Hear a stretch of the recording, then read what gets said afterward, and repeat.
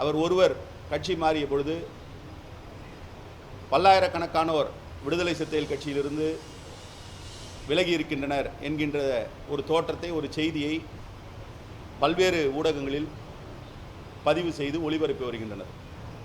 ஆனால் உண்மையில் திராவிட முன்னேற்றக் கழகத்தின் அதிகாரப்பூர்வமான ஏடான முரசொலியிலேயே வழக்கமாக இதுபோன்று ஒரு கட்சியிலிருந்து ஒருவர் மற்றொரு கட்சிக்கு போகிறார் என்கின்ற பொழுது அவருடன் செல்லக்கூடியவர்கள், அவருடன் கட்சி மாறியவர்களுடைய பட்டியல் வெளியிடப்படும்.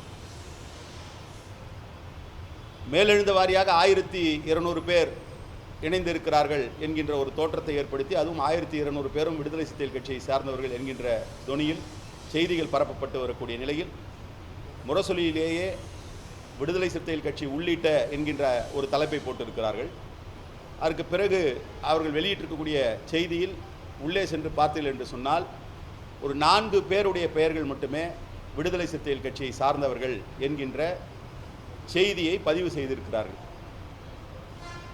அந்த 4 உண்மை என்று எடுத்துக்கொண்டால் கூட 4ஓடு 1 5 என்கின்ற அளவிலே தான் கட்சி தாவல் அல்லது கட்சி மாறி இருக்கக்கூடிய நிகழ்வு நடைபெற்றிருக்கிறது. ஆனால் 1000க்கும் மேற்பட்டோர் விடுதலை சிறுத்தைகள் கட்சியை விட்டு விலகி இருக்கின்றனர் என்கின்ற தோற்றத்தை ஏற்படுத்துகின்றனர்.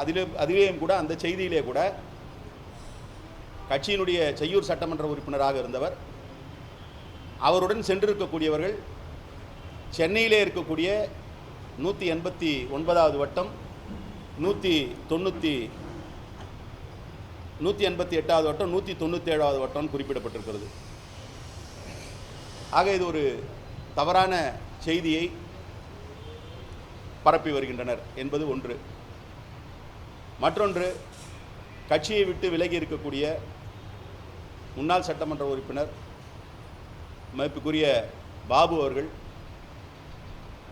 கட்சியிலே இணைந்த பிறகு வெளியிலே வந்து செய்தியாளர்களை சந்திக்கின்ற பொழுது, செய்தியாளருடைய கேள்விக்கு பதிலளிக்கின்ற பொழுது பல்வேறு கேள்விகளுக்கு பதிலளித்துவிட்டு அவராகவே இன்னும் ஒன்றை சொல்கிறேன் என்று ஒரு செய்தியை பேசிவிட்டு சென்றிருக்கிறார்.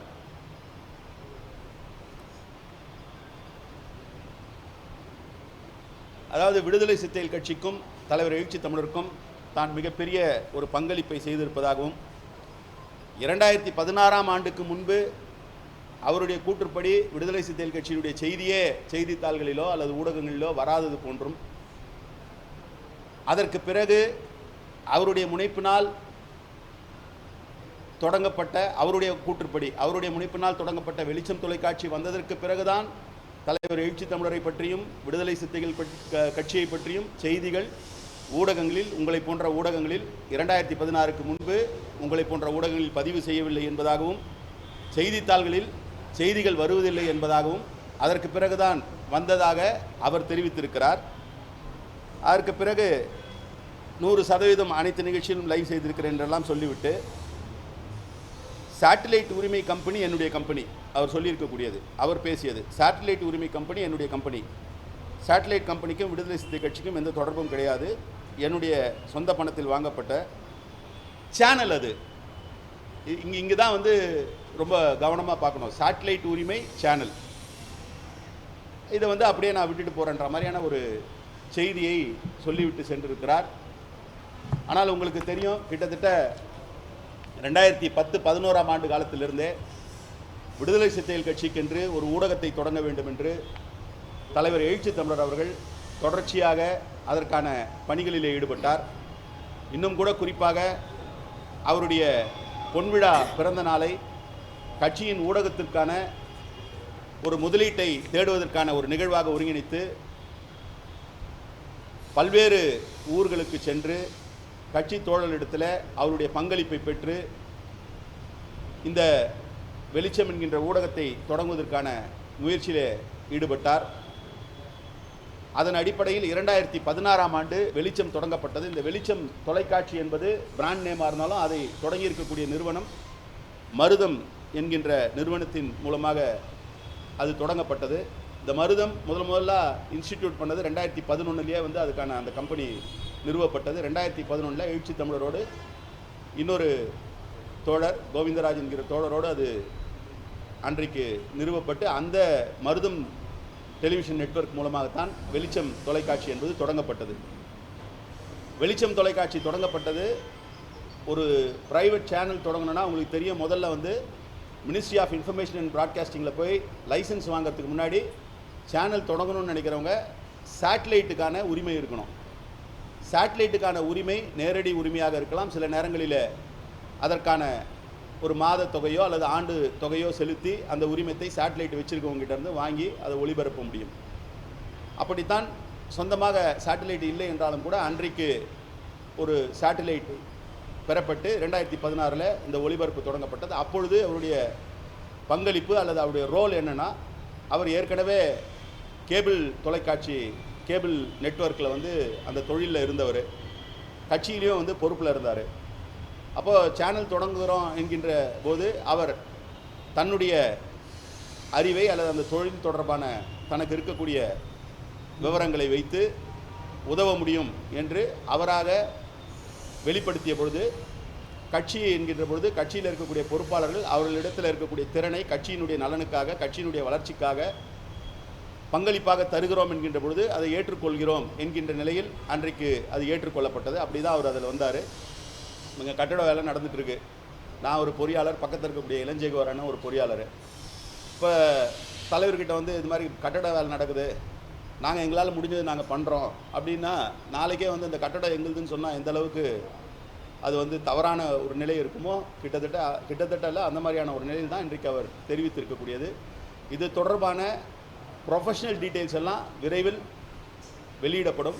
ஆனால் இன்றைய சூழலில் நான் சொன்னது மாதிரி சேட்டிலைட் உரிமத்தை பெற்று அதற்கு பிறகு எம்ஐபியில் மினிஸ்ட்ரி ஆஃப் இன்ஃபர்மேஷன் அண்ட் ப்ராட்காஸ்டிங்கில் அவங்க ஒரு நாம்ஸ் வச்சுருக்காங்க.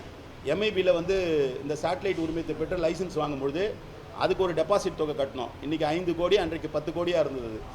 அந்த டெபாசிட் தொகையை கட்டி அதற்கு பிறகு நீங்கள் வந்து இதற்கு தேவையான தளவாடங்கள் இதையெல்லாம் நிறுவனம். அவருடைய ரோல் எங்கே இருந்தது அப்படின்னா,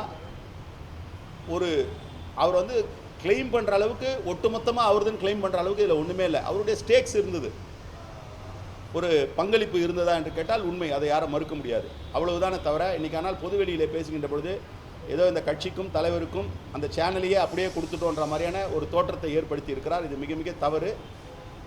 அவர் விமர்சனங்கள் எதையும் வைக்கவில்லை என்கின்ற ரீதியில் பேசினாலும் கூட விமர்சனங்களை கடந்து இது மிகப்பெரிய ஒரு பொய் அல்லது மிகப்பெரிய ஒரு அபகரிப்பு என்பதாகத்தான் பார்க்க முடிகிறது.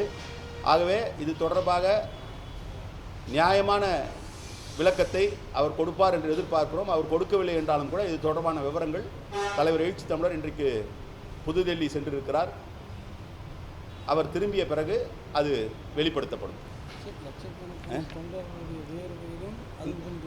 இப்போ நான் குறிப்பிட்டது மாதிரி இந்த எம்ஐபியில் இருக்கக்கூடிய தொகையை செலுத்துவதற்கும், இந்த வெளிச்சம் தொலைக்காட்சிக்கான தளவாடங்களை நிறுவுவதற்கும், அதற்கான அலுவலகத்தை அமைப்பதும், அதில் பணியாற்றக்கூடியவர்களுக்கு மாதந்தோறும் வழங்கக்கூடிய சம்பளம் போன்றவற்றையும் ஒவ்வொரு மாதமும் அதற்கு செலவு செய்யக்கூடிய தொகையும், இது எல்லாவற்றிலுமான பங்களிப்பு விடுதலை சிறுத்தைகள் கட்சியினுடைய லட்சோப லட்சம் தொண்டர்கள் அவர்கள் கொடுத்த அந்த பங்களிப்பு, அந்த பங்களிப்பையும் கடந்து தொடர்ந்து அவர்கள் அளிக்கக்கூடிய பங்களிப்பின் மூலமாகத்தான் அது இயங்கி வருகிறது. இங்கே இருக்கக்கூடிய இப்போ இந்த சேட்டலைட் சேனல்ஸோட நிறுவனர்களுக்கு தெரியும், இதில் பணியாற்றக்கூடிய உங்களுக்கு தெரியும், சேட்டலைட் சேனலை ரன் பண்ணுறதுன்றது எவ்வளவு சிரமமான சூழல், அதில் வந்து எத்தகைய நிலையில் வந்து என்ன வருமானம் இருக்குன்றதுலாம் உங்களுக்கு தெரியும். இதெல்லாம் கடந்து இன்றைக்கும் அது இயங்குகிறது என்று சொன்னால், அந்த நேரத்தில் பங்களித்தது மட்டுமல்ல, இன்னமும் தொடர்ந்து விடுதலை சிறுத்தைகள் கட்சிக்காக பங்களிக்கக்கூடிய விடுதலை சிறுத்தைகள் கட்சியினுடைய தொண்டர்களுடைய பங்களிப்பால் தான் அது இன்றைக்கும் தொடர்ந்து இயங்கி கொண்டிருக்கிறது.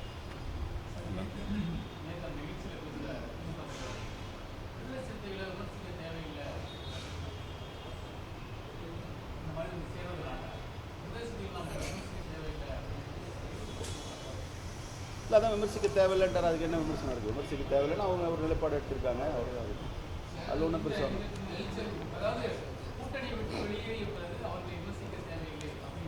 நீங்கள் எப்படி வேணால் இன்டர்பிரேட் பண்ணலாம். அவர் என்ன நினச்சி சொன்னாருன்னு தெரில. அவர் வந்து அவருடைய ஒரு என்ன சொல்கிறது, அவருடைய ஒரு பண்பாக வந்து வெளிப்படுத்தணும்னு நினைக்கிறாரு. விமர்சிக்கிறாங்களோ விமர்சிக்கலையோ, இது மாதிரியான ஒரு விமர்சிக்கலைன்ற அதே நேரத்தில் வந்து ஒரு பாபு அவர்கள் தெரிவித்த கருத்தை அவர் அப்படியே என்டாஸ் பண்ணி பேசியிருக்காரு.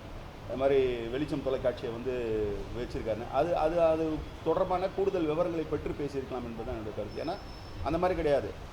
அது வந்து அவர் சொன்னது வேணால் அவர்கிட்ட அப்படி சொல்லியிருக்கலாம். ஆனால் அவர் சொன்னதில் உண்மை இல்லை. அதையும் நம்ம பார்க்க வேண்டியிருக்கு.